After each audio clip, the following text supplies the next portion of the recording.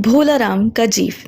ऐसा कभी नहीं हुआ था। धर्मराज लाखों वर्षों से असंख्य आदमियों को कर्म और सिफारिश के आधार पर स्वर्ग या नरक में निवास स्थान अलॉट करते आ रहे थे, पर ऐसा कभी नहीं हुआ था। सामने बैठे चित्रगुप्त बार बार चश्मा पोंछ, बार बार धूक से पन्ने पलट रजिस्टर पर रजिस्टर देख रहे थे। गलती पकड़ में ही नहीं आ रही थी। आखिर उन्होंने खिंचकर रजिस्टर इतने जोर से बंद किया कि मक्खी चपेट में आ गई। उसे निकालते हुए वे बोले, महाराज, रिकॉर्ड सब ठीक है। भोले राम का जीव ने 5 दिन पहले देह त्यागी और यमदूत के साथ इस लोक के लिए रवाना भी हुआ, पर यहाँ अभी तक नहीं पहुंचा। धर्मराज ने पूछा, और वह दूत कहाँ है? महाराज, वह अभी लापता है। इसी समय द्वार खुले और एक यमदूत बड़ा बदहवास वहां आया।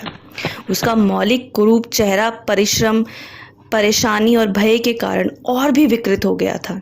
उसे देखते ही चित्रगुप्त चिल्ला उठे, अरे तू कहाँ रहा इतने दिन? भोलाराम का जीव कहाँ है? यमदूत हाथ जोड़कर बोला, दया निधान, मैं कैसे बतलाऊं कि क्या हो गया। आज तक मैंने धोखा नहीं खाया था, पर भोलाराम का जीव मुझे चकमा दे गया।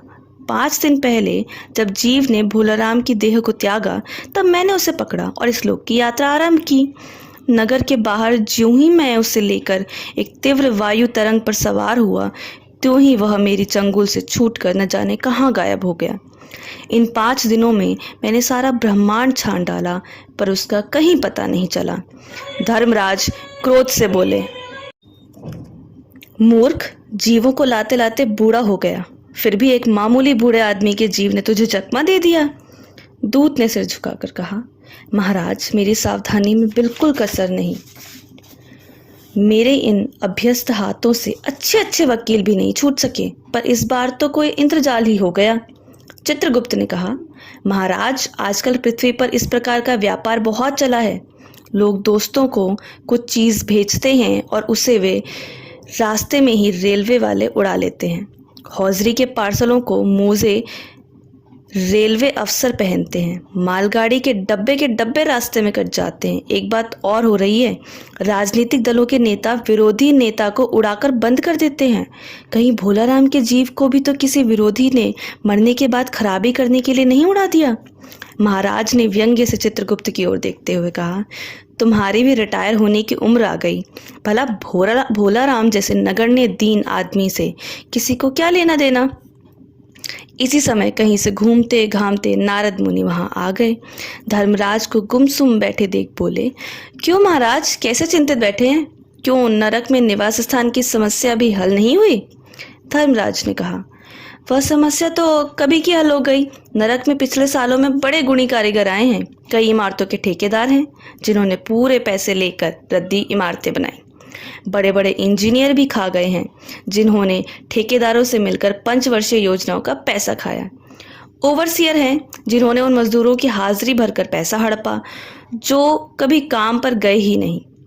इन्होंने बहुत जल्दी नरक में कई इमारतें तान दी हैं। यह समस्या तो हल हो गई, पर एक बड़ी विकट उलझन आ गई है। भोलेराम नाम के एक आदमी की 5 दिन पहले मृत्यु हुई।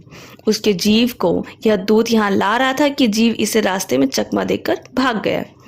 इसने सारा ब्रह्मांड छान डाला, पर वह कहीं नहीं मिला।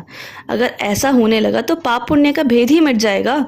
नारद ने पूछा, उस पर इनकम टैक्स तो बकाया नहीं था? हो सकता है उन लोगों ने रोक लिया हो। चित्रगुप्त ने कहा, इनकम होती तो टैक्स होता, भूखमरा था। नारद बोले, बड़ा दिलचस्प मामला है। अच्छा, मुझे उसका नाम पता बताओ, मैं पृथ्वी पर जाता हूँ। चित्रगुप्त ने रजिस्टर देखकर बताया, भोलेराम नाम था उसका। जबलपुर शहर में घमापुर मोहल्ले में नाले के किनारे एक 1.5 कमरे के टूटे फूटे मकान में वह परिवार समेत रहता था। उसकी एक स्त्री थी, 2 लड़के और एक लड़की। उम्र लगभग 60 साल। सरकारी नौकर था। 5 साल पहले रिटायर हो गया था। मकान का किराया उसने 1 साल से नहीं दिया, इसलिए मकान मालिक उसे निकालना चाहता था। इतने में भोलेराम ने संसार ही छोड़ दिया। आज 5वां दिन है। बहुत संभव है कि अगर मकान मालिक वास्तविक मकान मालिक है तो उसने भोलाराम के मरते ही उसके परिवार को निकाल दिया होगा। इसलिए आपको परिवार की तलाश में काफ़ी घूमना पड़ेगा। माँ बेटी के सम्मिलित क्रंदन से ही नारद भोलाराम का मकान पहचान गए। द्वार पर जाकर उन्होंने आवाज लगाई, नारायण नारायण। लड़की ने देखकर कहा, आगे जाओ महाराज। नारद ने कहा, मुझे भिक्षा नहीं चाहिए, मुझे भोले राम के बारे में कुछ पूछताछ करनी है। अपनी माँ को जरा बाहर भेजो बेटी। भोले राम की पत्नी बाहर आई। नारद ने कहा, माता, भोले राम को क्या बीमारी थी? क्या बताऊं, गरीबी की बीमारी थी। 5 साल हो गए पेंशन पर बैठे, पर पेंशन अभी तक नहीं मिली। हर 10-15 दिन में एक दरख्वास्त देते थे, पर वहाँ से या तो जवाब आता ही नहीं था, और आता तो यही कि तुम्हारी पेंशन के मामले पर विचार हो रहा है। इन 5 सालों में सब गहने बेचकर हम लोग खा गए, फिर बर्तन बिके, अब कुछ नहीं बचा था। फाके होने लगे थे। चिंता में घुलते घुलते और भूखे मरते मरते उन्होंने दम तोड़ दी। नारद ने कहा, क्या करोगी माँ, उनकी इतनी ही उम्र थी। ऐसा मत कहो महाराज, उम्र तो बहुत थी। 50-60 रुपये महीना पेंशन मिलती तो कुछ और काम नहीं करके गुजारा हो जाता, पर क्या करें, 5 साल नौकरी से बैठे हो गए और अभी तक एक दुख की कथा सुनने की फुर्सत नारद को थी नहीं। वे अपने मुद्दे पर आए। माँ, यह तो बताओ कि यहाँ किसी से उनका विशेष प्रेम था जिसमें उनका जी लगा हो? पत्नी बोली, लगाव तो महाराज बाल बच्चों से ही होता है। नहीं, परिवार के बाहर भी हो सकता है, मेरा मतलब किसी स्त्री। स्त्री ने गुर्रा कर नारद की ओर देखा, बोली, हर कुछ मत बको महाराज, तुम साधु हो, उचक्के नहीं हो। जिंदगी भर उन्होंने किसी दूसरी स्त्री को आंख उठाकर नहीं देखा। नारद हंसकर बोले, हाँ, तुम्हारा यह सोचना ठीक है, यही अच्छी बात है, यही हर गृहस्थी का आधार है। अच्छा माता, मैं चला। स्त्री ने कहा, महाराज आप तो साधु हैं, सिद्ध पुरुष हैं, कुछ ऐसा नहीं कर सकते कि उनकी रुकी हुई पेंशन मिल जाए, इन बच्चों का पेट कुछ दिन भर जाए। नारद को दया आ गई। वे कहने लगे, साधुओं की बात कौन मानता है, मेरा यहाँ कोई मठ तो है नहीं, फिर भी मैं सरकारी दफ्तर में जाऊंगा और कोशिश करूंगा। वहां से चलकर नारद सरकारी दफ्तर में पहुंचे। वहां पहले ही कमरे में बैठे बाबू से उन्होंने भोला राम के केस के बारे में बातें की। उस बाबू ने उन्हें ध्यानपूर्वक देखा और बोला, भोला राम ने दरख्वास्तें तो भेजी थी, पर उन पर वजन नहीं रखा था, इसलिए कहीं उड़ गई होंगी। नारद ने कहा, भाई ये तो बहुत से पेपर वेट तो रखे हैं, इन्हें क्यों नहीं रख दिया? बाबू हंसा, आप साधु हैं, आपको दुनियादारी समझ में नहीं आती, दरख्वास्तें पेपर वेट से नहीं दबती। खैर, आप उस कमरे में बैठे बाबू से मिलिए। नारद उस बाबू के पास गए। उसने तीसरे के पास भेजा, तीसरे ने चौथे के पास, चौथे ने पांचवे के पास।